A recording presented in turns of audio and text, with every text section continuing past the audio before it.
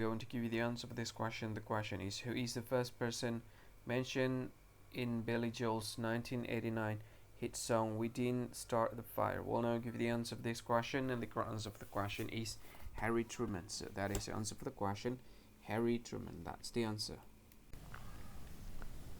Hi, thank you so much for watching this video.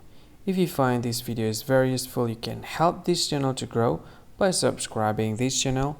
Please this subscribe button and don't forget to like this video. And if you find this video is not really good, or you don't really like this video, or you kind of feel that it's a little bit offensive or something like that, you can click this one, dislike button. You can do that anyway. And if you want to share this video with your friend, you can share it by clicking this share button, and you can share it to any social media that you wish that is currently available at this time, like Facebook, Twitter, LinkedIn, and many others, right?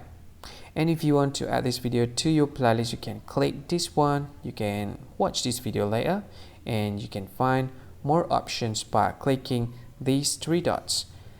And yeah, don't forget to subscribe. I think that's all of it. Thank you so much for watching this video, and see you again in another video. Bye bye. See you again.